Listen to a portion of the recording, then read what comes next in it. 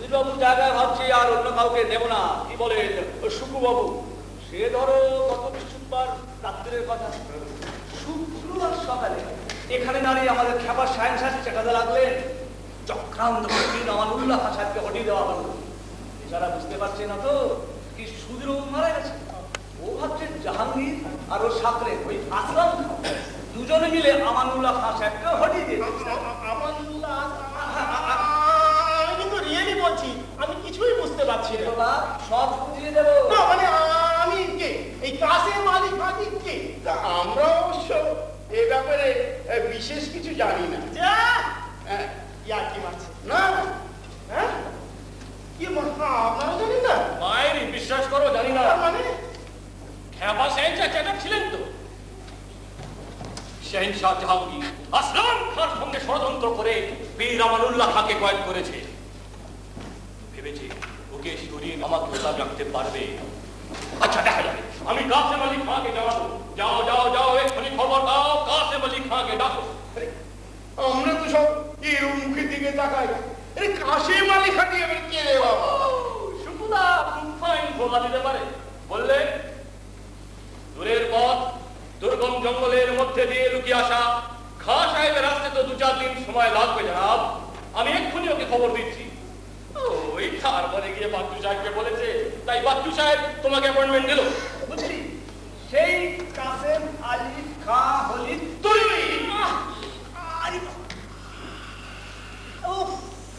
কি হলো? মুখটা করছিস কেন? হসপিটাল চর্চা করছে। হ্যাঁ কি ইয়ার কি নাকি? আর কাবলা সাদামাটি মেঘে ঠোঁটে লাল, মুখে কালি জুড়ি, নাকের ডগে স্পিরিট জামার হসপিটাল বন্ধ। ওকে সন্দেহ করতে আরম্ভ করেছে। একদিন দিল্লির মিনা বাজারে শাহজাদা সলিম মানে পরে জাহাঙ্গীর বেহরুনিসাকে দেখলে, দেখেই তো বিয়ে করার জন্য পাগল। সরকার হাত পারে আবার ওই খানদানি রক্তের দিকে ঝুঁকবে। শাহজাদা বিয়ে করবে ওই পার্শ্বিক কর্মচারী দেখে। হাতের সামনে পাত্র ঢুকলো আলিগুলি খাঁ, এক পাঠান ছোকরা। ব্যাস হাত পাতি করলো, তার সাথে মেয়েটিকে গেঁথে দিলে, দিয়ে ওই জাগির টাগির বসিয়ে সেরা প্রাণ কাজে দিয়ে পাঠিয়ে দিলেন সোজা বর্ধমান। আমার বাবু বাবু। আরে কি হলো কি? কি মডেল তো শুনে কেন? बट्टू साहब यहाँ छोटा ठोस वगैरह लेकर आ रहे हैं।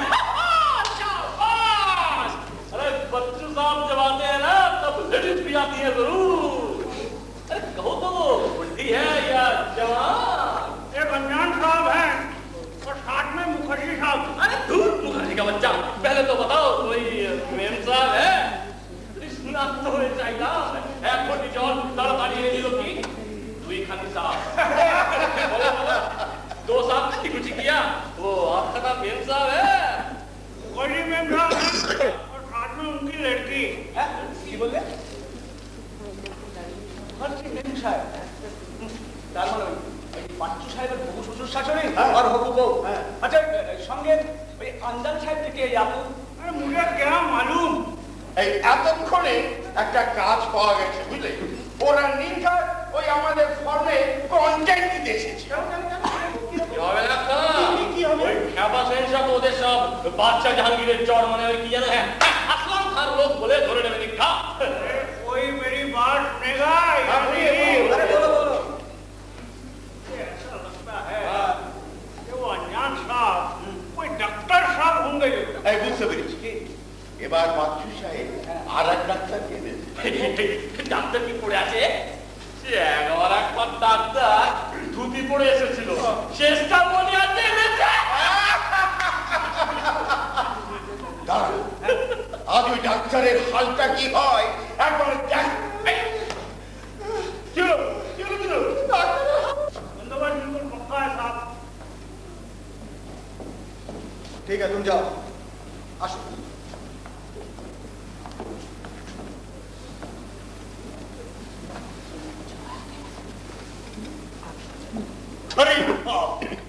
এটা দারুণ ইন্টারেস্টিং ব্যাপার। ইন্টারেস্টিং ঠিক বলেছেন mister Mukherjee. It's really interesting. এই তো আমার ছবি। দেখ দেখ দুটো দেখে যা। হ্যাঁ তুমি কাকে খেলেছো? দেখো ভালো করে, এটা আমার ছবি।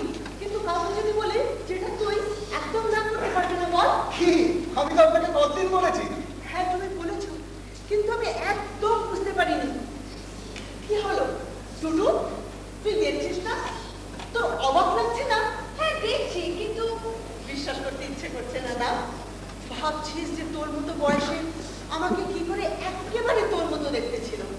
ওগো, তুমি এদিকে একবার এসো না, একবার দেখো না ছবিটা। হ্যাঁ বুঝেছি, ও আমাদের বেয়ারা কলিমূর্তির বউ। তুমি ভাবলে যে তুমি আমাকে খুব একটা ভালো কথা বললে না? ডক্টর মল্লিক, আপনি একবার দেখুন না ছবিটা। এই তো দেখছি, কিন্তু আমি বুঝতে পারছি না আপনি একটা এক্সাইটেড ফিল করছেন কেন? কম বয়সে তো মাকে মেয়ের মতো দেখতে হওয়াটা ন্যাচারাল। এই তো দিলেন তো ওর ইমোশনের উপরে একেবারে বাসন ধোয়া জল ঢেলে। তোমার খুব বুদ্ধি না? সত্যি যদি তোমার বুদ্ধি থাকতো তাহলে তুমি বুঝতে যে ওটা ন্যাচারাল বলেই আমার অবাক লাগছে। ওটা টুকুর ছবি নয়, ওটা আমার ছবি। আহ মা, কি যে করো না সবার সামনে। আরে হ্যাঁ রে বাবা, আমার বুদ্ধি নেই। যত বুদ্ধি আছে তোমার আর তোমার মেয়ে, তুমিও খেপেছো আর মেয়েও খেপেছে। এটা বাস, এবারে খুশি তো? এটা তো ঠিক মিস্টার মুখার্জি, একটা ছবি একটা মোমেন্টকে চিরকাল ধরে রাখতে পারে।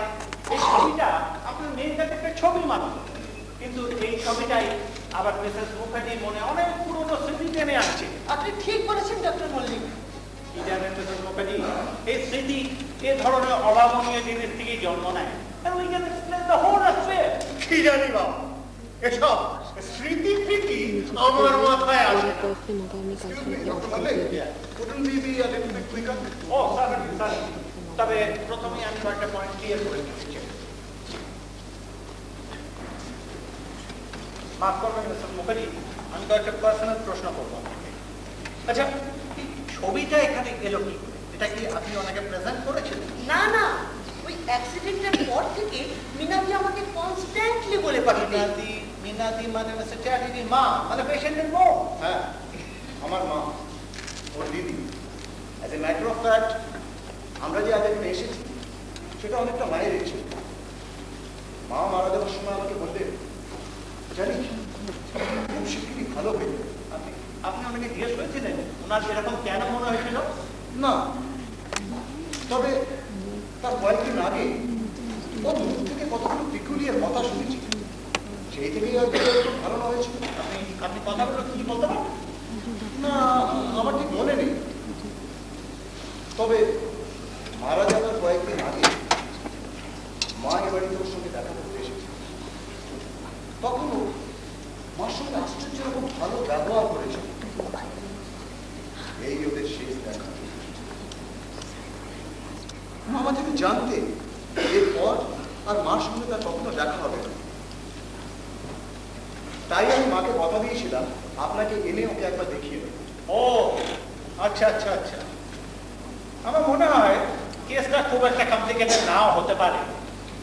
শুধু শুধু ছবিটা আপনার তরফ থেকে ওটাকে বেশি আনন্দ দেবেন না ডক্টর মল্লিক।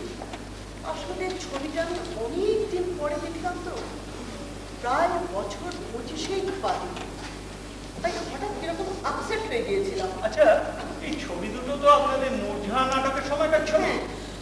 ও তার মানে পেশেন্ট তখন মানসিকভাবে স্বাভাবিক, তাই না? হ্যাঁ। আচ্ছা, এই এই নাটক করার আইডিয়াটা কি ওর মাথা থেকে এসেছিল? না রে ডাক্তার, ওটা আমার মাথা থেকেই এসেছিল। কি জানি বাবু, বিশ্বাস করো কিনা, ছাত্র বয়সে ওরকম অনেক ভালো ভালো আইডিয়া আমার মাথা থেকেও বেরোতো। তোমার আইডিয়া? ওটা নরেনের আইডিয়া। কেন? নরেন ফার্স্ট ক্লাস পেয়েছিল বলে? তার সঙ্গে থিয়েটারের আইডিয়া নেই? না, তোমরা মেয়েরা ভালো ছাত্রদের প্রতি একটু বেশি নজর দাও, তা নরেন ভালো ছেলে তো ছিলই। বেঁচে থাকলে হয়তো নাও হতো, কিন্তু থিয়েটারের আইডিয়াটা ওর মাথা থেকে আসে।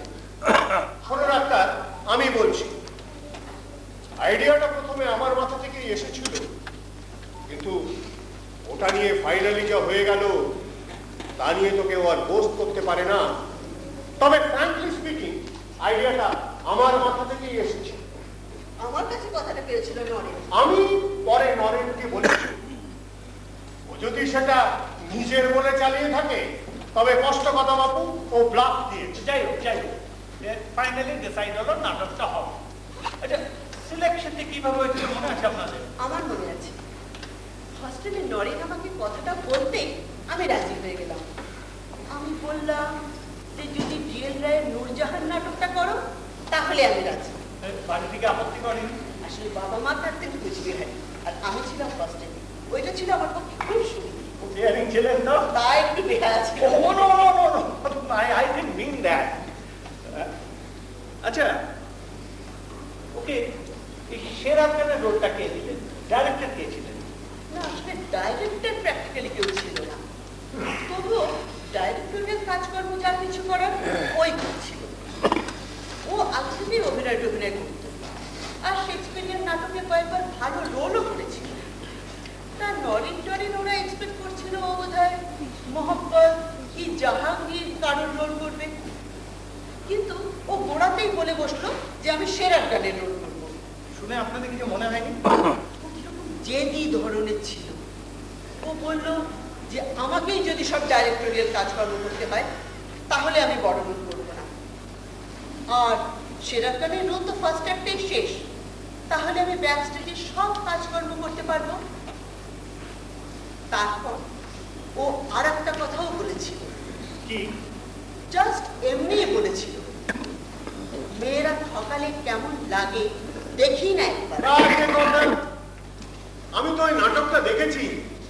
ওই নাটকটাকে শের আফগানি প্র্যাকটিক্যালি হিরো দিল না, অন্তত শহীদ তো বটে। জাহাঙ্গীর তো কিরকম একটা মেড়া টাইপের ক্যারেক্টার। জানি না, আজ 25 বছর ওকে আমি দেখি। আপনি দেখবেন ডক্টর মোদী, ও কিরকম গভীর তাকাতে পারে, ওর চোখগুলো কিরকম কালো। আপনি বলছেন ওর চোখ কালো? Quite an interesting point. আমি ওর আড়ালে অন্য সব ছেলে মেয়েদের সঙ্গে মিশে ওকে দিয়ে ঠাট্টা করতাম। প্রমিস ডক্টর মোদী, এর জন্য আমার দুঃখ হতো, নিজের উপর রাগও হতো মাঝে মাঝে। ওকে আমার আশেপাশের সব ছেলেদের চেয়ে অনেক সুপিরিয়ার বলে মনে হতো সবসময়। আর আমাকে তো তোমার সবসময় ভোদাকান্ত মনে হতো। লোকে তো তোমার মুখের ওপরই হাসি। কাছার পেছনে হাসার চেয়ে মুখের উপরে হাসা ঢের ভালো। প্লিজ প্লিজ সাবজেক্টটা থেকে শিফট করবেন না। হ্যাঁ, আচ্ছা, আপনি বলছিলেন ও কিরকম অদ্ভুত তাকাতে পারে, তাই না? আর কথা বলার সময় কিরকম যেন বাচ্চাদের মতো, মানে সবসময় কিরকম যেন একটা এক্সাইটেড হয়ে থাকতো। হ্যাঁ, কিরকম যেন একটা অদ্ভুত ভাব। কিরকম অদ্ভুত? মানে ধরো এই ঠান্ডা আছে, এই ফট করে গরম হয়ে উঠলো। এই নাটকটা ডিরেক্ট করার সময় যদি তুমি ওকে একবার দেখতে, তাহলে জাস্ট অন্য মানুষ মনে হতো। অন্য মানুষ মানে কিরকম মানুষ? মানে যাকে বলে খানিকটা ওই বায়ু প্রকৃতি। ডক্টর বললেন ও কি করে বুঝবে যে একটা মানুষের মধ্যে যদি লাইফ টকবক করে ফোটে তবে সে ঠিক নর্মাল থাকে না? একটা মানুষের মধ্যে যদি প্রচন্ড কল্পনা শক্তি থাকে তবে সে কি জাস্ট নর্মাল থাকতে পারে কখনো? আমি তো কখনো বলিনি যে ওর মধ্যে ফিগার ছিল না, লাইফ ছিল না, কি কল্পনা শক্তির কোনো খামতি ছিল, কিন্তু বেশিক্ষণ নর্মাল থাকতে পারতো না, এটাও ফ্যাক্ট। ভেবে দেখো, ওই নাটকটা এন্টায়ারলি ফাইন্যান্স করছিল আমি, কিন্তু আমি যদি রিহার্সালে হুট করে আওয়াজ করেছি বা জোরে এসেছি, অমনি ও আমাকে সবার সামনে ঘর থেকে বার করে দিত। এটাও কখনো মনে রাখতো না যে আমি তো ইচ্ছু করলে ওই নাটকটাই বন্ধ করে দিতে পারতুম, তাই না?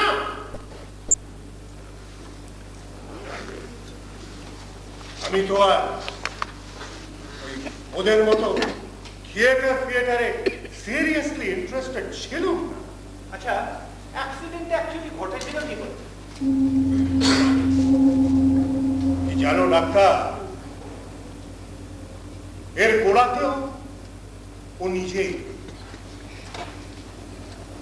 ওই নূরজাহান নাটকে ফার্স্ট অ্যাক্টের লাস্ট সিনে শের আফগানকে কতগুলো আর্ম লোক ঘিরে ফেলেছে।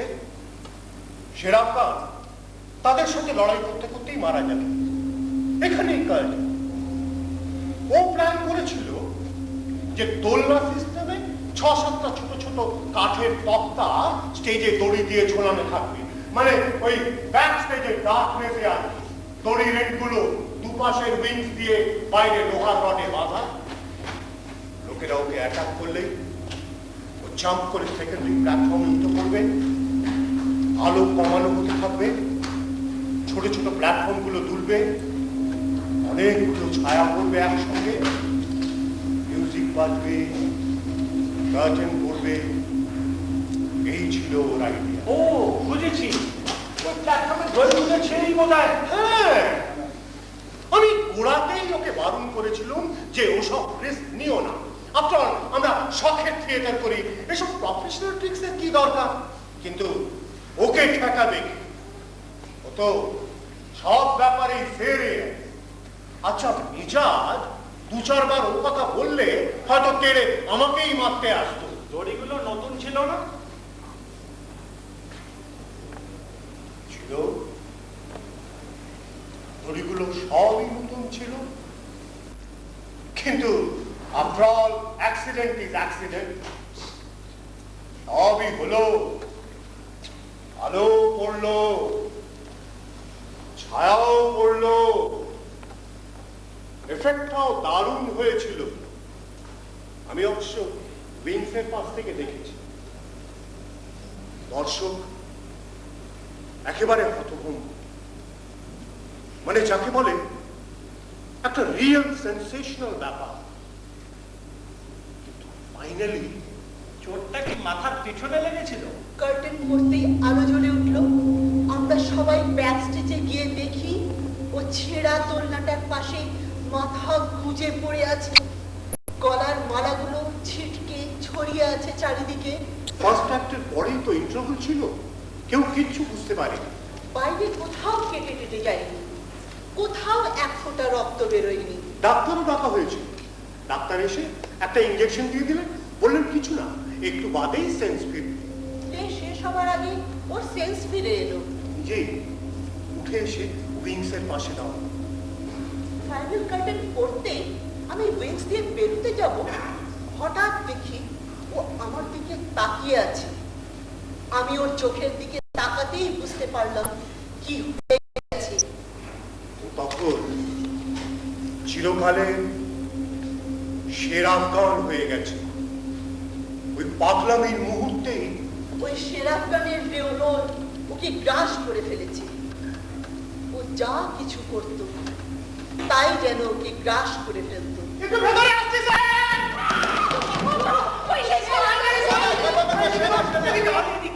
আরে এ সেই পুরনো মেকআপ নিয়ে ড্রেস পরে এসেছে, এ কি সেই দুধ নাকি? না না, তখনকার দিনের এই হিস্টোরিক্যাল অ্যাটমসফিয়ারটাকে মেনটেন করার জন্য আমরা কিছু লোক অ্যাপয়েন্ট করেছি। এ তাদেরই নিকুচি করেছি। আমি অর্ডার দিয়েছিলাম এই ঘরে কেউ ঢুকবে না, পাশের ঘরে দরজা বন্ধ থাকবে। স্যার, কিন্তু স্যার আমি আর পারছি না স্যার, আপনি আমার চাকরি থেকে ছাঁটাই করে দিন, আমি চলে যাচ্ছি স্যার। ও ও, আপনি আজকে ওই সুধীর বাবুর জায়গায় জয়েন করেছেন? হ্যাঁ স্যার, স্যার ওই পাগল সামনে আমার পাগল নয় স্যার। এই বাচ্চু, তবে তো তুমি বলেছিলে ঠান্ডা মেজাজে থাকে। ওই আদব পাগল নয়, আমার যাদের সাথে কাজ করছি তারা sir. Sir sir sir sir আপনি সেদিন নিজের সময় বললেন ওরা আমার সব বুঝিয়ে দিয়ে দেবে, ওরা স্যার আমাকে নিয়ে যাওয়া শুরু করে দেয় স্যার। তাদের এক সুস্থ লোকই পাগল খুব তাবড়াবে স্যার। আসুন বাবু, এসব কি আরম্ভ করেছেন আপনারা? একটা নতুন লোক, ওকে বুঝিয়ে সুঝিয়ে সব ঠিক করে দেবেন তা নয়। বাচ্চু প্লিজ একদিন চুপ কর। স্যার প্রভাত হ্যাঁ প্রভাত, প্রভাত, এখন প্রভাত না স্যার, স্যার আমি এই পাগলের মধ্যে নেই স্যার, আমি চলে পালিয়ে এসে তো আমাদের 12টা বাজিয়ে দিয়ে দেয়। ভীষণ খেপে উঠে ওকে অ্যারেস্ট করার হুকুম দিয়েছেন স্যার। আর কেউ বলেছে এই দরবারে এসে ওর বিচার করবেন। এখন কি করি বলুন তো? পাশের ঘরে দরজা বন্ধ, দরজা বন্ধ করে মেশো মেশো মানে মেনবাবু অবশ্যই ওখানে আছে, কিন্তু এখন মেশো তো যে বেশিক্ষণ আটকে রাখতে পারবে না স্যার। তাহলে স্যার একটা কাজ করা যাক। হ্যাঁ, আমরা যদি ওকে দিয়ে বলি কি দিল্লি থেকে সম্রাট আকবরের একজন লোক মানে এই ডাক্তারবাবু ওর সঙ্গে দেখা করতে এসেছেন, তাহলে তুই আমাদের ব্যাপারটা টেম্পোরারি ভুলে যাবে। Good idea. এই সুযোগে ডক্টর মল্লিক আপনি ওকে একবার দেখে নিতে পারেন। আমি বাড়ি যাবো। চল এক মিনিট, ওর সঙ্গে কোনো অস্ত্র কিছু থাকে না?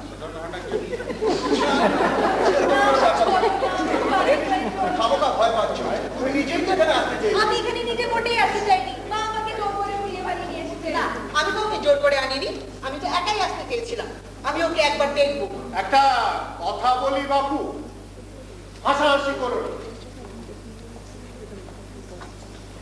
এখানে দাঁড়িয়ে ওর সঙ্গে দেখা করতে গেলে সত্যি সত্যি কি তোমাদের মতো এইসব ধরাচড়ো করতে হবে? এইরকম ড্রেসই তো সবচেয়ে ইম্পর্টেন্ট। কেননা আপনাদের যদি এই সমস্ত মডার্ন ড্রেসে দেখেন তাহলে কিন্তু একেবারে অনর্থ হয়ে যাবে। পয়েন্টটা হচ্ছে এই যে উনি মনে করবেন আপনারা সব শাহজাদা সেলিমের চর ছদ্মবেশ পড়ে আছে। পরের ছেলে সেলিম, আগে হ্যাঁ, আশ্চর্য ব্যাপার। আগে হ্যাঁ, ওর সব সময় মনে হয় সেলিম মেহরুন্নিসা লোভে ওকে একদিন হঠাৎ এসে খুন করে যায়। আচ্ছা, আমি বলছিলাম আমাদের সবার তো এখানে থাকার দরকার নেই। ডক্টর মল্লিক তো ওকে একা দেখলেই হবে। আমাকে একবার একা দেখে রেখে দেবেন? না, এরা তো থাকছে। না, আমি ওদের কথা বলছি না। অন্তত মিসেস মুখার্জি যদি আমি তো থাকবো বলেই এলাম, আমি ওকে একবার দেখতে চাই। কেন মা, তোমার সবটা নেই, চলো না আমরা সবাই চলে যাই। চলেই যদি যাব তবে এলাম কেন? আমি আমি মেহরুন্নিসার মা সাজবো, ইসমাত বেগম।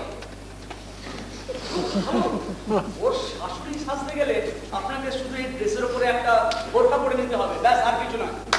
আইডিয়া। যাচ্ছিস না, চল চল চল। 5 বার যাবি আর 5 বার আসবি। ওই ডাক্তার বাবুর জন্য জামা পরে আনতে হবে না। ধরুন আমি যদি এই নুরি কুতুবুল আলম অবশ্যই এর আগে অনেকবার এসে গেছেন। না না না না না, আমি নয়, নুরি কুতুব। ওর পক্ষে তো এখানে আসা খুব ন্যাচারাল। জাস্ট ওই ড্রেসের উপরে একটা আলফা করে নেওয়া হতো। যিনি আসেন তারও সুবিধে, আমাদেরও সুবিধে। কোনো হাঙ্গামাই করতে হবে। মানে উনি কিছু মনেই রাখেন না।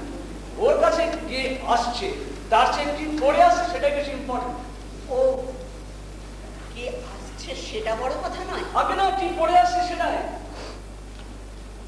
আচ্ছা, আমি বলছিলাম এরা দুজনে এখানে থাকছে, আমি আপনি আর দুটো নয় ভেতরে করে গিয়ে যাবে। না, আমার মিসেস যদি এখানে থাকে তাহলে আমার একটা মরাল রেসপন্সিবিলিটি বলে তো। তোমার এখানে থাকার দরকার কি? তুমি চলে যাও। না, তুমি এখানে আশেপাশেই যে থাকবো তা নয়, আমারও ওকে দেখার ভীষণ ইচ্ছা। হ্যাঁ, 3 জনে থাকবেন তো থাকুন না, ভালোই তো। হ্যাঁ, 3 জন থাকলে বলে ভালো হয়। আচ্ছা, এর জন্য কোন ড্রেসটা আনবো? দেখো বাবু, বেশি রূপলি ফিতে জড়ি দিয়ে একটা জবরজং কিছু এলো না। মানে আপনি ধরুন জনাব মুয়াজ্জুদ্দিন সাজতে পারছেন। সেটা কি হয় না মাথায় দেয়? আসছিস কেন? আপনি একজন দরবেশ, দিল্লির জুম্মা মসজিদের পাশে আপনার দরগা, একটা কালো আলখাল্লা পড়বে আর মাথায় কালো ফেটটি। ধরুন ডাক্তারবাবু, মানে নুরি কুতুবের একজন অ্যাসিস্ট্যান্ট কোচের হবে না আর কি। আচ্ছা ঠিক আছে, আমি টুটুকে নিয়ে ভেতরে চলে যাচ্ছি, আপনারা এখানেই থাকুন। চলো টুটু, মা তাড়াতাড়ি করো কিন্তু, লক্ষ্মীটি। এসো। এই নিন আপনাদের ড্রেস। এটা এটা আপনার, এটা আপনার, এটা জনাব মুয়াজ্জুদ্দিন। প্রভাত,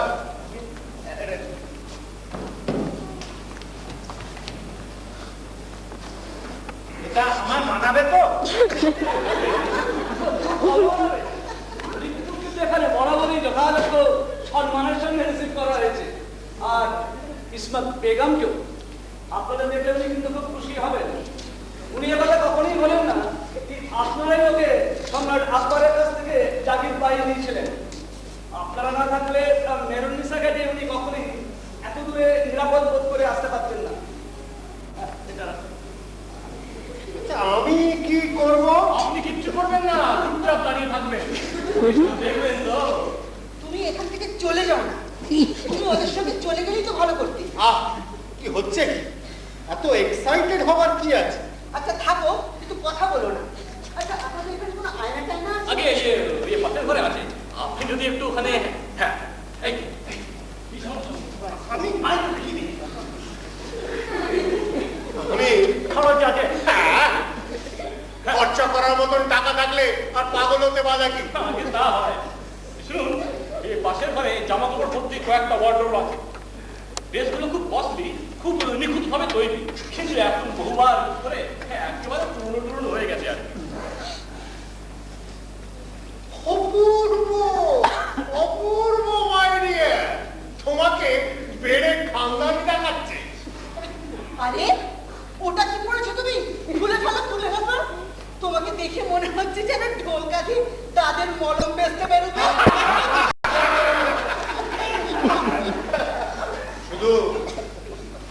আমাকে দেখেই ঠাট্টা না করে একবার ডাক্তারের দিকে দেখলে হতো না?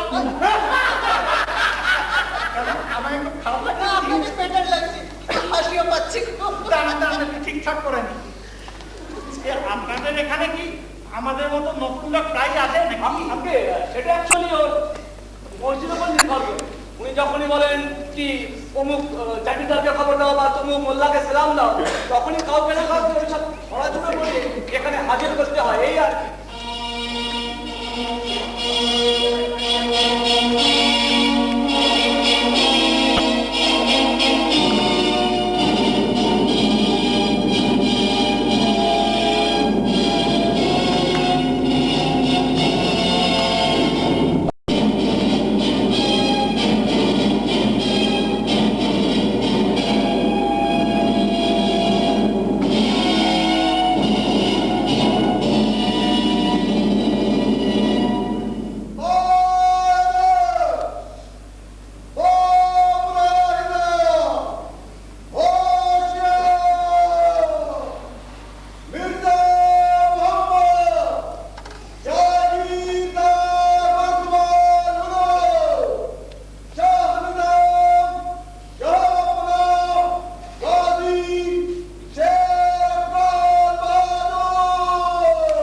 এই ম্যাডাম আপনার চশমা।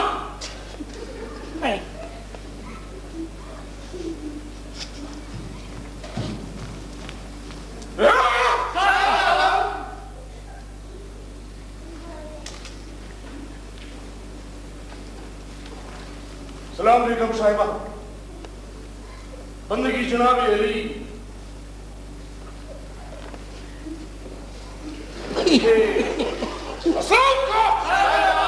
ইনি একজন দরবেশ, দিল্লির জুম্মা মসজিদের বাসিন্দার দরগা জনাব নুরি কুতুবুল আলার সঙ্গে এসেছেন। ওদিকে তাকে কোনো লাভ নেই। বেগম সাহেবা তোমাকে বাঁচাবেন না ইসলাম খান। खुदा कसम আমি আপনার মেয়ে মেহরুনিসাকে বিশ্বাস করি না। যদি না तमाम হিন্দুস্তানের বাদশাহ আকবরের নাম করে সে আসলাম খামায় না বলতো, তাহলে আমি আপনার মেয়ে মেহেরকে কিছুতেই বিয়ে করতাম না। তখন আমি বুঝিনি যে বাদশাহ আকবরের ক্রোধ থেকে শাহজাদা সেলিমকে বাঁচাবার জন্যই আসলাম। না না, এখন শাহজাদা সেলিমের সমালোচনার সময় নয়।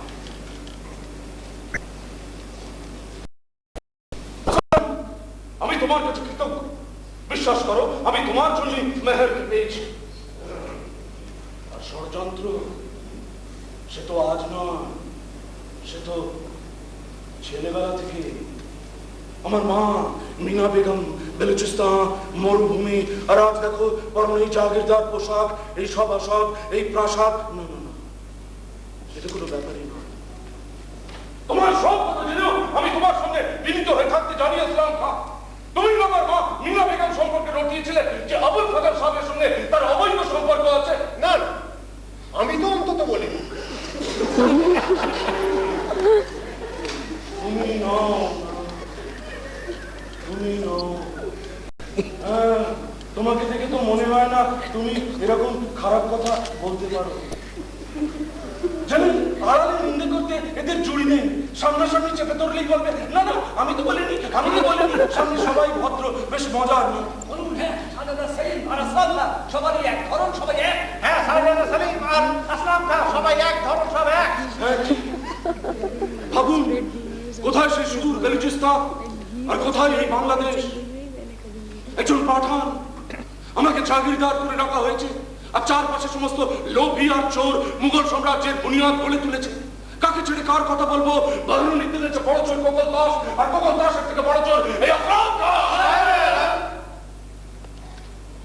হ্যাঁ, ঠিক। কিন্তু আসলাম খান, তুমি আমার মাকে নিয়ে যে রটেরা লুটিয়েছ তা ক্ষমার অযোগ্য।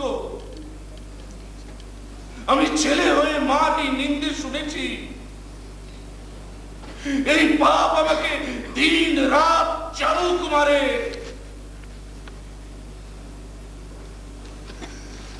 জানেন, আমি মার জন্য লুকিয়ে লুকিয়ে কেঁদেছি। এই অন্ধকার প্রাসাদে এখানে ওখানে একা দাঁড়িয়ে কাঁদতে কাঁদতে সর্বাঙ্গে বোধ করেছি কি ব্যথা।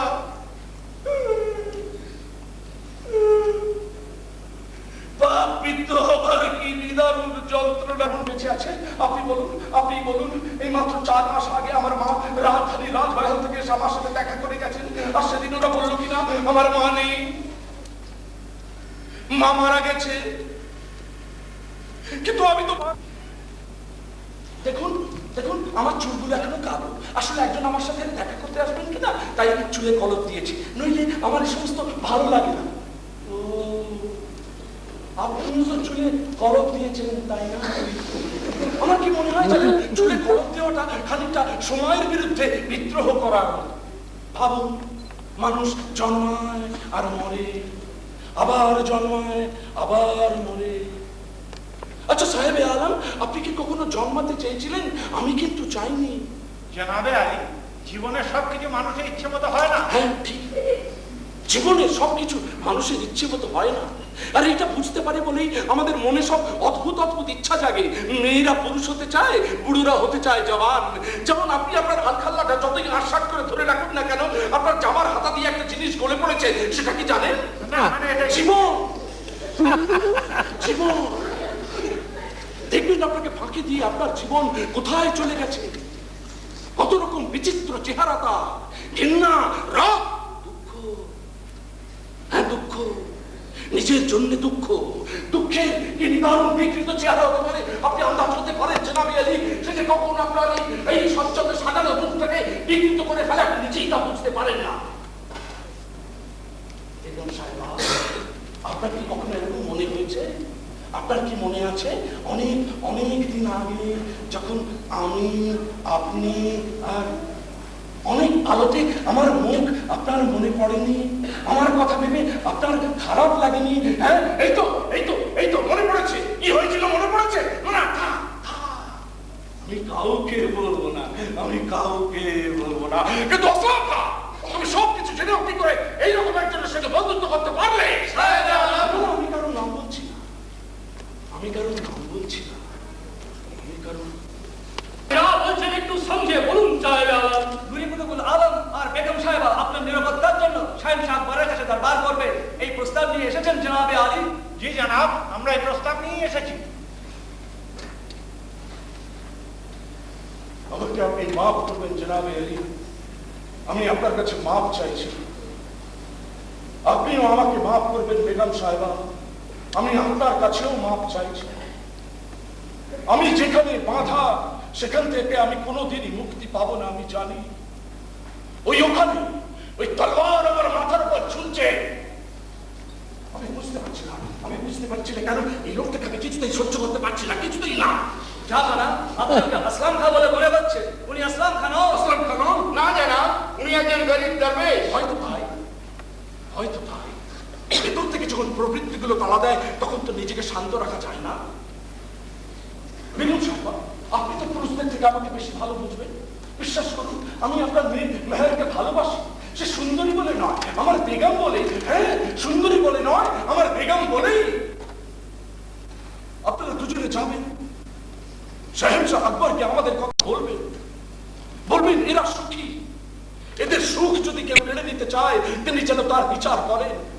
আমি নিশ্চয়ই বলবো। বয়স তো চিরকাল থাকে না বেগম সাহেবা। আপনারা বলবেন কেমন? আপনারা দুজনে আমাদের কথা বলবেন। সালাম জনাবে আলী। সালাম বেগম।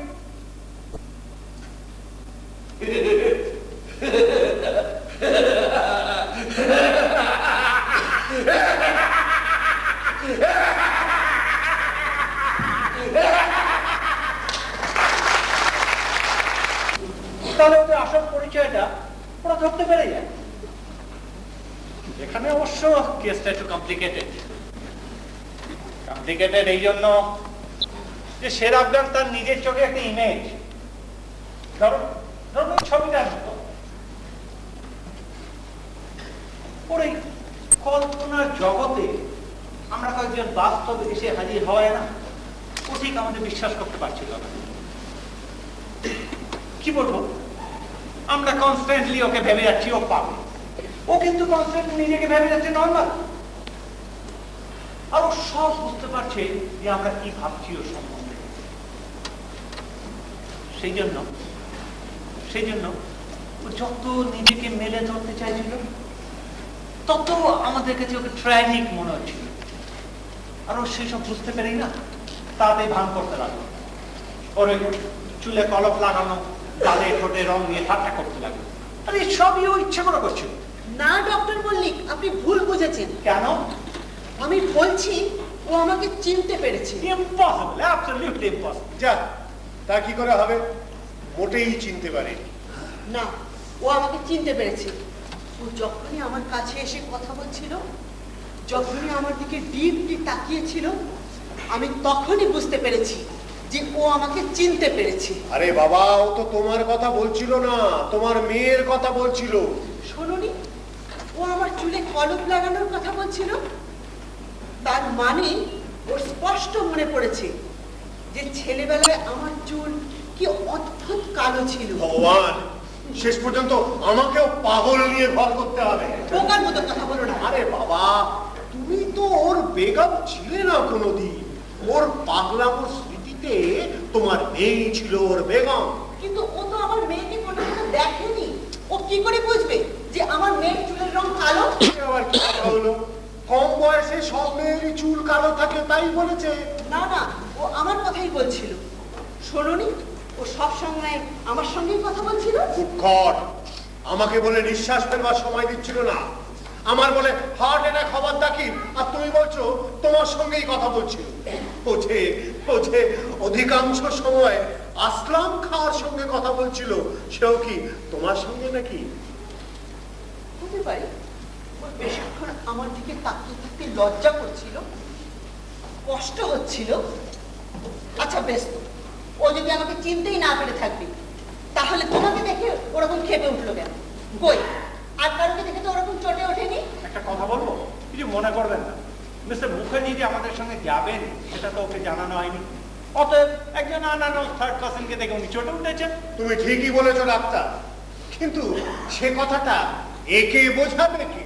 ইনি মগজে গজাল মেরে ঢুকিয়ে নিয়েছেন যে উনি একে চিনতে পেরেছেন। আমি বলছি, আচ্ছা ডক্টর মল্লিক, মানুষ কখনো এমন ভাবে তাকায় না যে তাকে দেখে তার মনটাকে চট করে ধরে ফেলা যায়?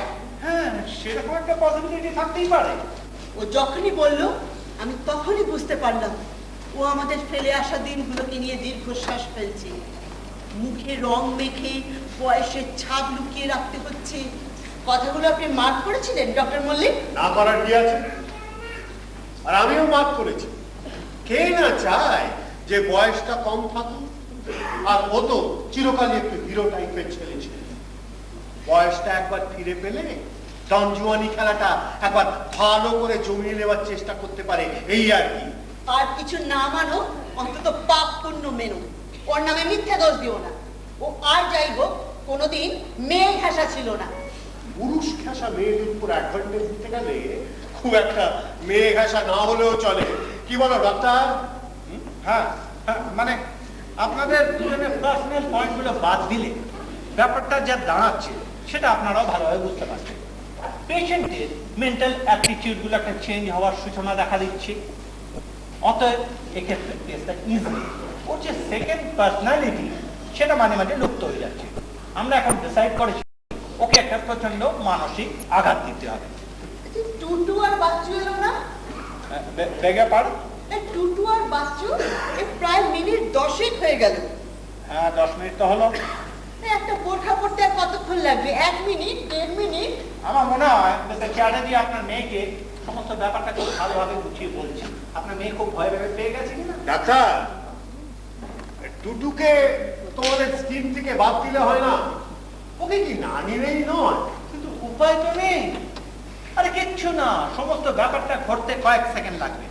শুনুন, আমার ট্রিটমেন্টের বেসিক আইডিয়াটা হচ্ছে যে পেশেন্টকে বুঝিয়ে দেওয়া পেশেন্ট নিজেকে যা ভাবছে আসলে তিনি তা নন। ওর এই কল্পনার জগতে একটা প্রচন্ড ঘা দিলে ওর চিন্তাধারার থ্রেডগুলো ছেড়ে যাবে।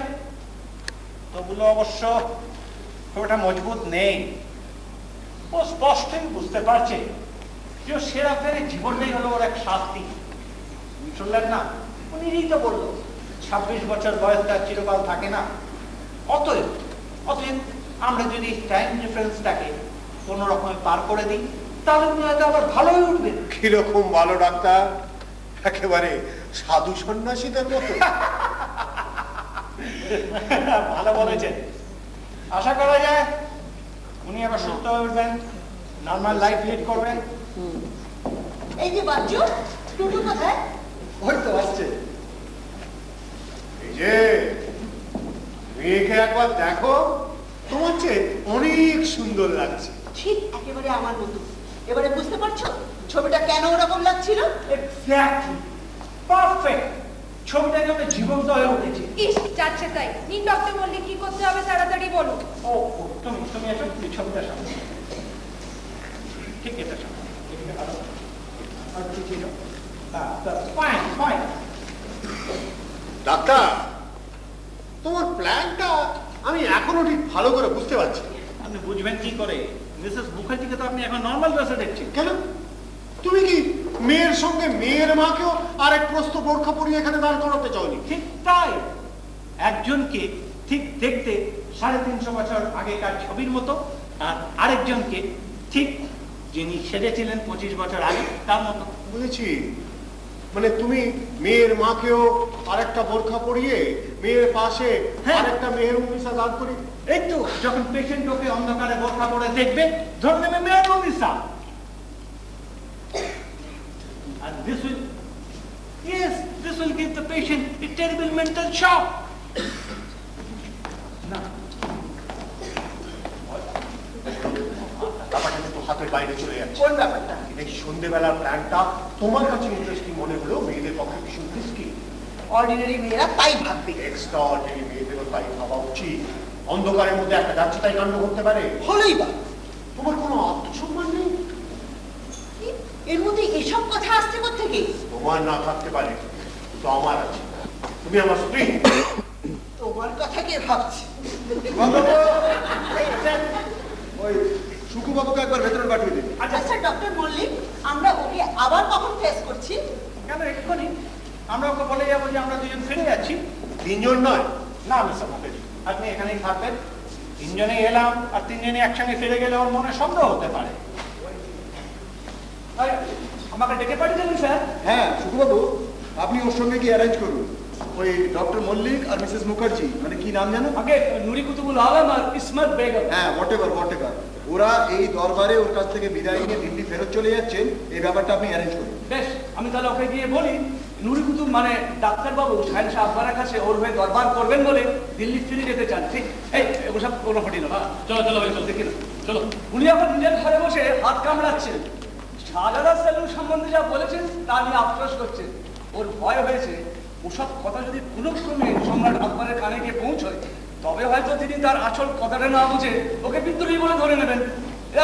যাকে আপনারা কাইন্ডলি আপনাদের ড্রেসগুলো পরে দিন। Mrs Mukherjee, let's change.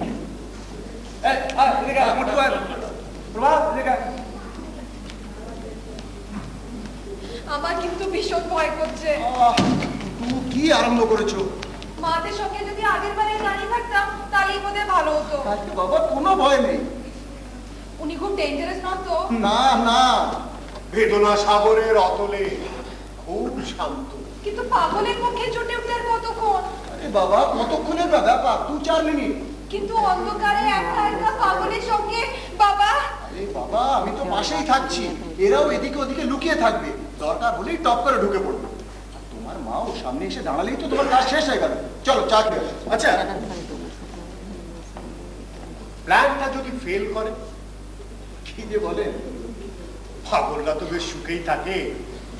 সুখ মানে? হ্যাঁ, পাগলদের কোনো লজিক মেনে চলতে হয় না, এই সুখ আর কি। আপনার কথাটা ঠিক বুঝলাম না। কেন, এতে না বোঝার কি আছে? তোমাদের প্ল্যান অনুযায়ী যখন ওই পাগল একে আর এর গর্ভধারিণীকে একসঙ্গে দেখবে, তখন তাকে লজিক্যালি ভাবতে হবে, এই তো। আরে বাবা, প্ল্যানটা তো তোমরা করেছো, ওই পাগলটা করেনি। আপনি ডক্টর মল্লিকের পুরো প্ল্যানটা ফলো করেন? কেন করবো না? তাই তো ভাবি যে এই ডাক্তারগুলো কেন যে মেডিকেল কলেজ থেকে পাশ করতে যায় বুঝি না। কারণ এই সাইকিয়াট্রিস্ট গুলো কোথেকে পাস করবে? হ্যাঁ, কোন থেকে? কেন, ল কলেজ থেকে। ভালো ডাক্তার হতে গেলে দেখছি ভালো করে বকবক করতে পারাটাই সব থেকে বড় কোয়ালিফিকেশন। ওই ওরা সব আসছে। ও চলুন, আমরা ভেতরে গিয়ে চা খাই। আপনি এখানেই থাকবেন। একা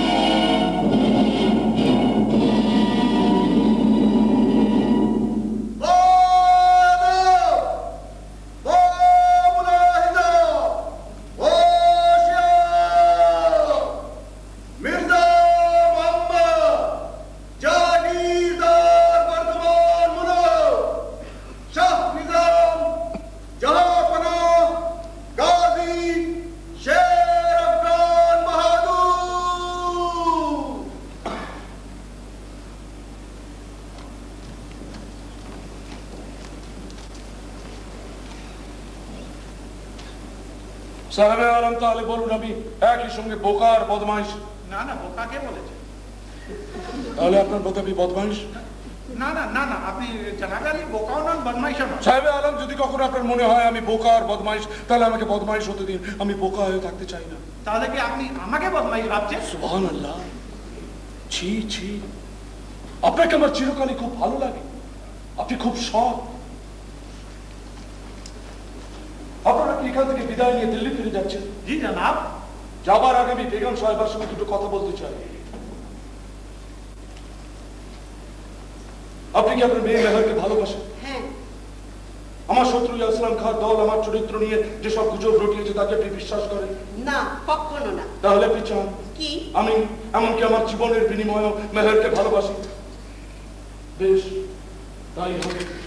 কিন্তু আপনি নিজে থেকে কখনো শাহাদাত সেলিমকে প্রশ্রয় দেবেন না। আমি তো দিই না, আর মেহেরও দেয় না। ও কথা বলবেন না। ও কথা শুনলে আমি স্থির থাকতে পারি না। কিন্তু যাই হোক না কেন, তুমি তো মেহেরকে ভালোবাসো। কিন্তু অবাক লাগে যখন দেখি সবকিছু বুঝেও ও আমাকে ভালোবাসে না, আমাকে ঠকায়। বেগম সাহেবা, আপনি আল্লাহর নাম করে বলুন তো, আপনার মেয়ে মেহের আমাকে এখনো ভালোবাসে? বলুন। আমি মিথ্যে কথা বলি না, আর সেই জন্যই বুঝি, সব বুঝি। সবাই আমাকে দয়া করে। হয়তো শের আফগানের নসিবে এরকমই হবার কথা ছিল। সাহেব আলম, আপনি কি একটা ব্যাপার লক্ষ্য করেছেন? বাদশাহ আকবর নন, শাহাদাত সেলিমের চরেরা আমার উপর কতবার অতর্কিত আক্রমণ করেছেন। বাইরে থেকে তার কারণ ওরা যাই বলুক না কেন, আমি জানি সে শুধু মেহের। হ্যাঁ মেহের, আপনি শাহাদাত সেলিমকে গিয়ে বলবেন যে দিল্লির মাঠ অনেক চড়া, সেখানে তার সাথে আমার মোলাকাত হবে। আর তিনি যদি গতবার পর্যন্ত এগিয়ে আসতে সাহস করেন, তবে এখানে অনেক চালু জমি আছে। বেগম সাহেবা, যেদিন আপনার মেয়ে মেহের শাহজাদা সেলিমের হাতে খোলা তলোয়ার ধরিয়ে দেবে আমারই বিরুদ্ধে, সেদিন আমি দেখবো বেগম সাহেবা আপনি কি করেন। আর আপনিও দেখবেন আমার বেগমের ইজ্জতের জন্য আমি লড়াই করতে পারি কি না। কি বিকৃত!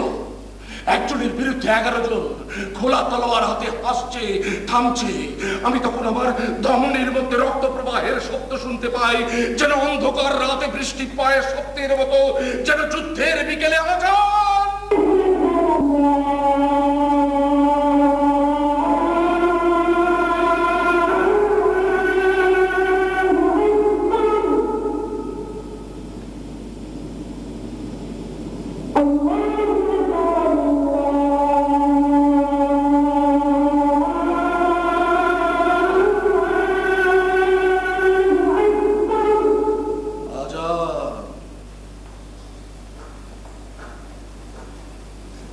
আমাকে মাফ করবেন, আপনাদের আমি অনেকক্ষণ ধরে দাঁড় করিয়ে রেখেছি।